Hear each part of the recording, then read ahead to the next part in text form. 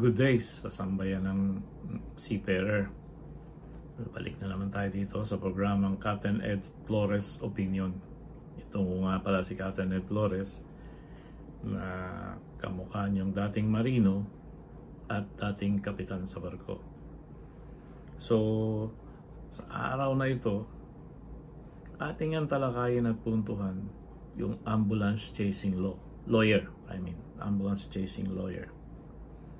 Kasi it's now being a big problem at nagiging malaking issue kung bakit nag-aalisan daw ang mga ship owners sa Pilipinas because of yung mga unwarranted claims and unwarranted decision ng ating mga arbiters and arbitrators, both NLRC and NCMB.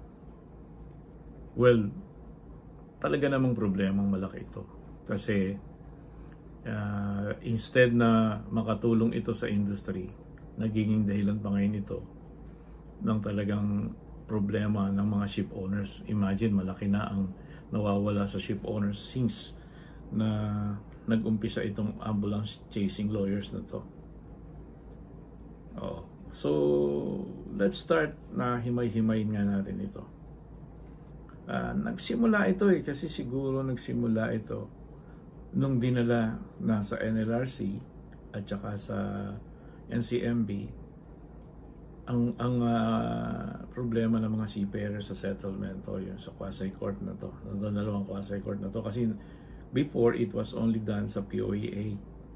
Doon lang nagsa-settlement at doon lang nagkakaroon ng conciliation through those people there, yung mga tao doon sa POEA, sila doon sa kanilang adjudication division, doon nagkakaroon ng ng usapan. Kaya nga napakadali noon, siguro isa, dalawa, tatlong beses na meeting lang doon tapos meron na agad na decision ng ganon, or kung hindi pa rin, so pero most often than not na settle naman doon. Pero nung inilipat na dito sa dalawang quasi-court, NLRC, NCMB, medyo naging masalimuot na dahil dito na namayagpag ang mga ambulance chasing lawyers. Mas lalo pang naging problema nung nagkaroon ng provision sa labor code na lahat ng decision ng mga arbiters or ng quasi-court will be final and executory. So, yun, medyo na masyadong na sabihin na natin na abuso.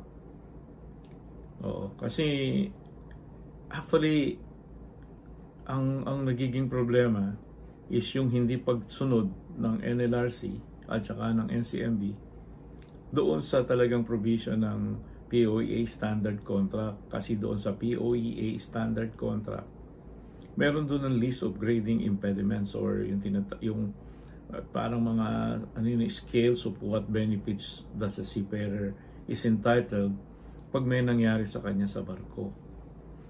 Either may madisgrasya siya, magkasakit, or yung mahirap tanggapin na namatay na seafarer. Bawat bawat mangyayari sa barko on these issues, may karampatang gradings or magkano makukuha mong benefits. Very clear yon na nakalagay doon. So nung nauso ito ngayong nung naging final and executory yung lahat ng desisyon ng quasi-court na NLRC at NCMB, ito na ang nagumpisa. Nagkaroon na ng exploitation ang mga seafarer. Dito na naglabasan ang sangkatutak na ambulance chasers na maniwala kayo sa hindi, they pretend to be tagapagtanggol ng owners. Nung nakita nilang malaki ang marami ang nag-turn to be ambulance chasers. I know some of them. Kasi during my time kasi nung sa manning agency ko, hindi sa akin, yung aking manning agency, ako ang humaharap sa sumon kasi magsusumod diyang dalawang korte na yan, magkakaroon muna ng yung single entry approach, yung SENA na gaharap muna kayo kahit wala kang lawyer doon. Ganon din sa NLRC kahit wala kang lawyer. Conciliation muna, or baka ma-settle naman without filing any case. Nag-uusap muna. Isa, dalawang beses, pangatlong beses, pagka hindi pa rin nagkakasundo, doon na lang magkakadimandahan. Doon ka na lang magpa-file ng complaint. Ang seaman ang magpa-file ng complaint.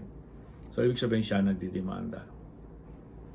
So, sa madalit salita, nung napunta na rito sa dalawang quasi-court na ito, doon na naabuso yung yung final and executory na power ng dalawang sangay ng gobyerno na to. So, kasi minsan, dinidefine nila whatever is the POEA standard contract says sa bawat mga issue regarding benefits. So, minsan, kahit na grade 10 pa siya, bibigyan ng arbiters ng final and executory, na since final and executory, in 10 days time, kung magpapile ka ng TRO, pwede, pero pag wala ka ng time, nag-lapse na yung 10 days, you have to pay the seafarer. Yung total disability, kasi most of the time, total disability talaga kiniklaim ng ambulance chaser.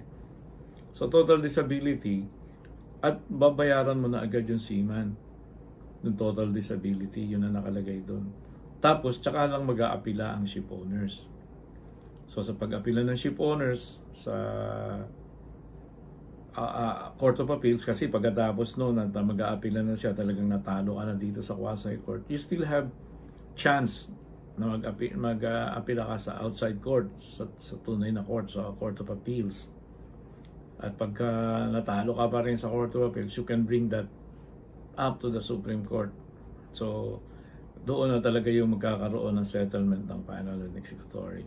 So whatever the Supreme Court will decide or will judgment, yun ang susundin mo. So, ang masakit, kung at the end of the day, nagpunta ka doon sa Supreme Court, nanalo ang ship owners, that will happen after 5 years. So, do you think after 5 years, mababawi mo pa sa seafarer yun? Hindi na siguro. Dalawang instances na nangyari sa amin yan na overturn yung ruling ng NLRC. Pero pagdating namin sa Supreme Court, nanalo kami. Hindi na namin mapuwersang makuha doon sa seafarer yung pera. Kasi nga, unang-una, halos wala namang napunta sa seafarer doon pag tumagal ng 5 years. Napunta yun doon sa ambulance chasing lawyers. So, yan ang malaking problema ngayon natin. Doon sa ating bagong Magna Carta, sana may nakalagay doon. Sayang din yung yung escrow. Sana tinuloy na lang yung escrow. Ngayon yung ban tinanggal na totally yata. Na naka-expose na naman yung ship owners sa ganyang ambulance chasing lawyers. Pero ang nagiging malaking problema ngayon dahil sa nangyayari na yan, yung mga ship owners or yung mga ship managers, they're starting to defy, or some of them, may mga nagsasabing manning agency na nag-aalisan na sa kanila dahil nga dito sa mga unwarranted judgment ng ating quasi-court. So, yun ang hindi isang magandang balita doon. Pero, at the end of the day, hindi maganda. Yung ambulance chasing lawyers, they have to be, pero hindi mo naman sila pwedeng ipakulong. Hindi mo naman sila pa-disbar. They're just doing their job. Kasi ang hindi nakikita rito ng industry, tatlong angulo yan Tatlong angulo. It's not a one-way road. Tatlong angulo yan Kasi una, kunyari, yung seafarer, hindi siya hindi siya hindi siya in-entertain ng manning agency doon sa kanyang hinaing. at dinilidali siya. There are some manning agencies na ganon. Sorry, pare-pareho tayo mga kabaro na nandiyan din tayo sa manning. Pero some of us, minsan, ninineglect natin yung responsibility natin sa seafarer. So, they lead them na wala na silang choice. So, they will go to the ambulance chaser kasi wala na nga silang pera. And you know na, ambulance chaser, once na na-entice kanila na magdemanda, meron parang artista. Pag pumirma ka ng ng kontrata mo sa kanila, meron ka pang bibigyan ka muna ng ang balita ako, 5,000 pesos for signing. Kita mo pag pumirma ka lang, kita ka na. Pero ang hindi naisip ng seafarer, pag natalo o nanalo ka sa kaso, lahat halos, or sabihin na natin na 2/3 ng iyong makukuhang benefits will go to the ambulance chasing lawyers. Kasi, as I said, matagal na ako dyan, mga seaman ko naging very truthful to me. Sa ko sila na kumbinsi ko sila na magdemanda. Sabi nila, sir, paano ngayon yun? Pinautang ako ng 35,000. Paano kung babayaran yun? Tapos, sir, sabi niya, ito yung kontrata. Nung binasa ko yung kontrata, Jesus Christ. Yung unang taon, yung pagpirma mo, meron agad silang 20%. So, whatever grant na mabibigay sa seafarer. Tapos, every year na tumatagal yung kaso, dagdag yung kanilang percentage. Hanggang sa dumating sa dulo, wala nang natira sa seafarer. Na hindi inaakala ng seafarer because out of desperation, pumatol sa kanila, hindi nila alam na pagsasamantalaan lang sila ng mga tao na to. Kaya nga, lagi kong sinasabihan ng mga seaman o mga seafarer, lalo na sa akin, kunyari may umuwi, ang payo ko kasi sa kanila, mag-usap muna tayo. Let's see kung paano ko masasettle to mapapaliwanag sa boss, sa Greece, para wag na lang magdemandahan kasi both of us will lose at the end of the day. So, nasa rin yan nasa pakikipag-usap sa seaman. Pero tandaan nyo, once na hindi nyo sila in-entertain, ito yung sinasabi ko sa LMAs or sa local manning agency, pag hindi nyo sila in-entertain, very sensitive, mga maramdamin yan dahil nga may sakit at tapos walang pera, matataranta na yan. So, diyan na ngayon sila exploit ng mga ambulance chaser. Lalapitan na sila as a victim. Itong mga ambulance chaser as a businessman. So, aalukin ka na ng kung makuha lang yung business na gusto niya sa'yo. Ano yon? For example, may mga nabalitaan ako mga seaman ko rin dati na napigilan ko na magdemanda. Sabi daw sa kanila ng mga ambulance chasing lawyers, pare, sabi daw, pwede yung total disability. Sorry, excuse. Mag-claim tayo ng total disability. Malay mo. O, di ba? Yung mga salitang malay mo.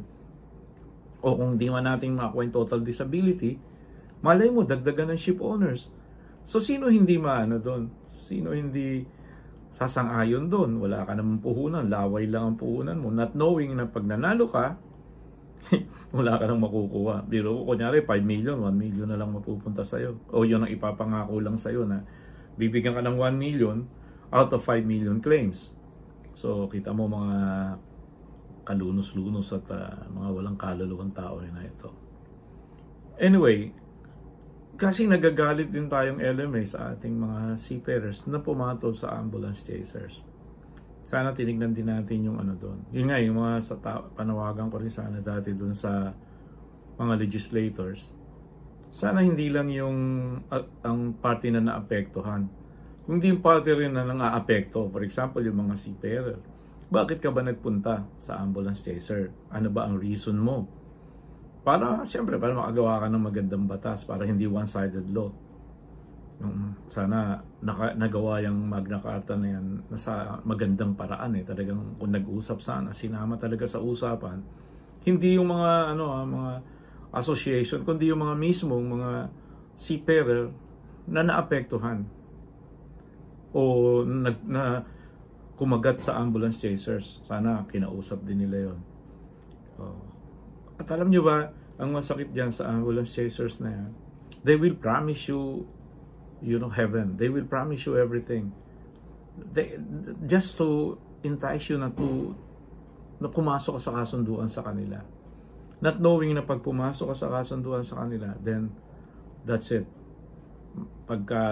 Tapos pagka kunyari, pumatol ka sa ambulance chasing lawyers, tapos hindi ka na tinanggap ng manning agency, aakusahan mo na naman yung manning agency na may discrimination, may ano. Pero how can a manning agency or ship owners trust you again kung ginawa mo na yon? And you must not forget, contractual lang kayong mga seaman. Pagkatapos ng kontrata nyo, depende lahat yun sa pag-hire uli sa'yo, yung behavior mo, capability mo, behavior mo, yun ang isang bagay na tinitignan para i-rehire ka ulit. Anyway, balikan natin tong issue na to, ambulance chasing. Ang ambulance chasing lawyers, walang binabantayan yan kung hindi mga seafarer. Do you know na sometimes nakakagulat nga, kahit nasa probinsya yung seafarer, pinupuntahan nila, nakakapagtaka sa nila kinuha yung address, saan nila nalaman yung impormasyon na yun. Minsan tuloy naiisip ko, hindi kaya kasapakat dito yung mga clinic na pagka may ganung nangyari, tatawagan yung ambulance chasing lawyers na puntahan yun. Well, meron ganun dun, baka kikita tayo pare-pareho dyan. Yun eh. So, maano yan eh. Yun na, by experience kanya ako nakakapagsalita. Hindi is because na gusto ko lang magsalita ng ganyan. By experience yan eh. Dahil matagal na nga ako sa industry eh. And I have a personal touch with them. Kasi nga, ulitin ko, dito sa pinanggalingan kong kumpanya, pagka mayroong ganyang sumon ang NLRC o yung DOLE o NCMB sa single entry approach na ako muna pumupunta. I tried my best, hindi na siya maging kaso. So doon pa lang, I started nakikipag-negotiation na ako sa kanila para win-win. Marami ako na-save na situation na gano'n. Kasi alam nyo, mga seafarer, pagka nag-offer ang manning agency at nakarinig na ng figures ang mga ambulance chasing lawyers, parang yung mata nila, gano'n na, dollar na to. Minsan, uudyukan ko na pa, sige tanggapin mo na.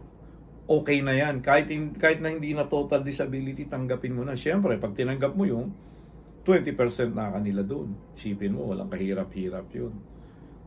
Diba? So, hindi nyo alam na tinitrick kayo ng mga tao na to. Tinitrick kayo ng mga tao na to. Yes, may mga instances na kailangan din magsalita. Oo, hindi naman ako actually against inyo mga ambulance chaser kayo. Pero, i-treat nyo naman ng tama ang mga seaman. Huwag nyo naman pagsamantalahan. Oo, kasi nga, blood, sweat, and tears yan eh. Na-disgrasya na pagsasamantalahan pa. Huwag naman. Yun nga eh. Kaya ako nagiging very vocal. Pero, personal thing against you guys, I do not have. Yung sa akin lang, yun lang protection ng seafarer sa ganitong mga sitwasyon. Kaya nagpapayo ko sa mga seafarer na isangguni nyo muna sa inyong manning agency lahat ng inyong options. Pag-usapan lahat ng options at sa manning agency naman, pinapayo ko naman, napakinggan nyo rin yung mga seafarer. Pakinggan nyo. Ayaw nyo makarating magdimandaan, pakinggan nyo. Try to make something. Try to meet midway. Nakita nyo naman na okay na to kasi kung magdidemanda pa to, gagastos din ako sa lawyer, tatagal pa to, bla bla bla bla bla bla. So at the end of the day, pag kinuwenta mo, mas okay na makipag-settle ka. Di ba? Kasi pagka makakaroon din ng demandaan, gagastos din ng ship owners ng lawyers. And hindi naman kukuha ng mga patakbuhing lawyer at ship owners. Of course, kukuha rin siya ng mga tikampanilya. So, it will be very expensive. Kanya siguro, pag-usapan na lang para hindi na magkaroon ng dumating sa ganung paraan. ay magdemandahan pa o maano ka pa ng ma-exploit pa sila ng ambulance chasers. So yun mga kabaro, mga sambayan ng seafarer, huwag na kayong papatol doon. From now on, makinig kayo sa akin because pinagpapayuhan ko kayo because I'm well experienced on this. Hindi ako dahil pro ako sa seafarer. Pro ako sa seafarer. Hindi ko kayo ibig sabihin hindi ko kayo papayuhan ng mali. Kasi nga itong payo ko sa inyo, maganda na to. Makipag-usap kayo ng maigi. Makipag-settle kayo. Kung nakikita nyo, kayo mismo, kung nakita nyo, naramdaman nyo na okay na tong pera na to, then take it. Baka malay mo, makabalik ka pa sa pagbabarko. Kasi hindi naman lahat ng settlement hindi ka na makakapagbarko. So, ayun na nga. Dapat din na alam on the part of our government, tingnan din yung angulo na to. Kasi bawat seafarer at ang DMW na ngayon dating POEA, meron silang standard contract nakalagay doon. Ang lahat ng benefits at karampatang gradings o equivalent ng monetary gain ng seaman pag nagkasakit, na disgrasya o namatay. Nakalagay doon very clear eh. So pinirmahan nyo ng seafarer, tapos nung nagkasakit o na aksidente, pupunta siya sa company designated doctor. At yung company designated doctor na yun magdidetermina ng grading as per POEA impediment grading system. So ibabase nila yun. Lahat kasi doon nakasulat very clear eh. Ang masakit nun, itong ambulance chaser namamanipula ang quasi court. Pag pumunta sa quasi court, ayun na, bibigyan ng final and executory kahit na different from what POEA said or what POA standard contract said o na pinirmahan ng seaman. So since nga may power sila ng final and executory, babayaran nyo ng ship owners, tsaka na lang aapila. So talagang magagalit naman yung ship owners. Ito'y opinion ko lang to talaga. Pero yun na-experience ko na yun. Na nagbibigay sila kadalasan ng final and executory kahit defying what is talagang nakasulat sa POA standard contract na dapat yun ang pagbasihan eh. Kung meron mang gustong gawin ng seafarer, so sila na lang ang magdidemanda doon sa outside court. Kung kasi hindi mo pwedeng defy yung POA standard contract kasi yun ang nakasulat doon, malinaw na pinag-agreehan yun eh. Na pati ang ship owners nakipag-involved doon sa standard na yun na sinet, pati PNI Club. So bakit pagdating sa NLRC tsaka sa NCMB, hindi nila sinusunod yun? Sana yun ang pag-aralang maigi. Pag-aralang maigi ng ating gobyerno ng mambabatas na para hindi na magkaroon ng maling paggawa ng batas na yan. Kasi actually, hindi na dapat din na ilagay yan sa Magna Carta kasi meron na ang ambulance chasing law eh. Tas meron pang POA standard contract na yung POA standard contract, for your information, 70 to 80% of what is written sa 20006 Maritime Labor Convention doon binase sa POA standard contract. Tayo nga lang ang merong ganun eh. Unique tayo sa buong mundo. Tayo lang ang merong ganung klaseng kontrata na pinoproteksyonan ang mga seafarer. So, bakit guguluhin pa natin? Siguro, yung pag-aralang maigi. Tsaka yung nakakamalaking problema yung final and executory power ng quasi court. Sana reviewin din yun. Pag na-review mo yun, medyo na-amend yun, hindi na siya kung ano na lang yung nakasulat sa POA standard contract. Yun na lang ang dapat babayaran muna. Kung mag-a-apply yung seaman o mag-a-apply yung ship owners, it depends on them now. Pero hindi muna babayaran lahat. So, yung parang nabasa ko rin doon sa revision ng Magna Carta, parang gano'n na nga.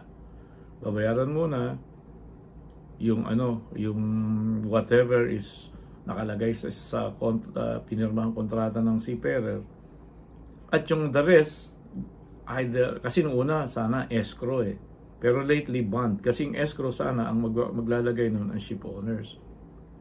Pero ngayon, sa isang version, ang magbabayad ang seafarer. Sa Baikang version, yung second version yata.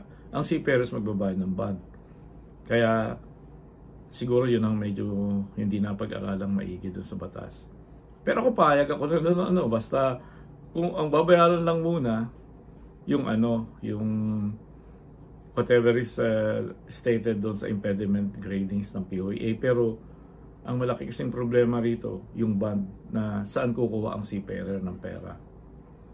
Is but not right na tulungan din sana ng gobyerno natin yon, pero okay na rin yon sa paningin ko. Kung may bond, hindi na rin siguro maging isang magiging isang way yun para mag-isip din yung seafarer kung magdidemanda pa siya or mag-a-appeal pa siya. Which is a very good idea rin. I agree on that na nung una kasi sa bond, medyo talagang hindi naman ako against, pero sinasabi ko parang hindi siya tama. Oo. Pero ngayon, nung naisip ko na yung bond, kung mali, kung mangarap ang seafarer at saka ang ambulance chaser na more than what is required by the POA standard contract, baka break nga yun hindi na sila mag-apila. Anyway, yun ang isang problema na dapat nating makita. Ang isa ko ring suggestion, yung grading, yung benefits dun sa impediment gradings, sana itaas na ng konti ng POEA, isama na rin sana na ilapit ng konti dun sa CBA para yung SEMA naman magkaroon ng konting kasiyahan.